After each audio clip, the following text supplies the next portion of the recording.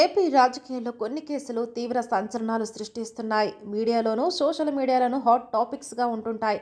అలాంటి వాటిలో జగన్ అక్రమాస్తుల కేసు, కోడికత్తి కేసు, వివేక హత్య కేసు మొదలైనవి ఉన్నాయని అంటారు.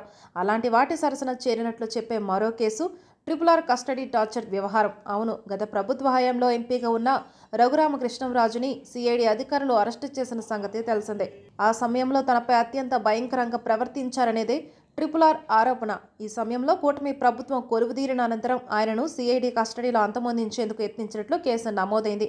దీనికి సంబంధించిన నిందితుడి గుర్తింపు పరేడ్ కార్యక్రమం ఆదివారం నిర్వహించారు. జిల్లా జడ్జి సమక్షంలో తనపై దాడి చేసినట్లు చెబుతున్న నిందితుడిని గుర్తించే పరేడ్లో రఘురామ పాల్గొన్నారు. ఈ కేసులో తులసిబాబు నిందితుడిగా ఉన్నారు.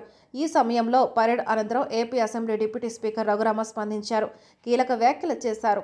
అవును, సిఐడి కస్టడీలో తనను అంతమొందించేందుకు యత్నించినట్లు నమోదైన కేసులో నిందితుడిని గుర్తించే పరేడ్లో పాల్గొన్న రఘురామకృష్ణరాజు ఆ ప్రక్రియ అనంతరం స్పందించారు. ఈ సందర్భంగా మీడియాతో మాట్లాడుతూ తన గుండెలపై కూర్చుని కొట్టిన వ్యక్తిని గుర్తించినట్లు తెలిపారు. అతడికి కొంతమంది మద్దతివ్వడం అందరికీ తెలుసని అన్నారు.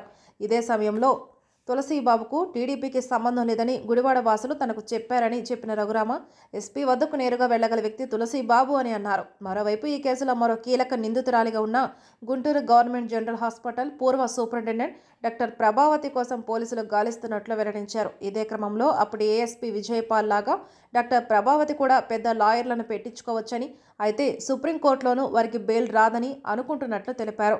ఈ కేసులో అప్పటి కలెక్టర్ వివేక్ను ప్రశ్నించారని అన్నారు. అదేవిధంగా ఈ కేసులో ఇప్పటి వరకు A1, A2లుగా ఉన్న వారికి నోటీసులు ఇవ్వలేదని, సస్పెన్షన్ చేయలేదని తెలిపారు. ఇదే సమయంలో పివి సునీల్ వెనుక ఉన్న ఆర్మీని చూసి భయపడుతున్నారా? వాళ్ళ దగ్గర ఏమైనా తుపాకులున్నాయా అన్న అనుమానం కలుగుతుంది. లేదంటే సిఐడి మాజీ చీఫ్ సునీల్ కుమార్ను ఎందుకు దర్యాప్తుకు పిలవడం లేదు? సర్వీస్ రూల్స్ ప్రకారం వాళ్ళని సస్పెండ్ చేయాలి. కానీ ఎందుకు చేయడం లేదో నాకు అర్థం కావడం లేదని రఘురామ స్పందించారు.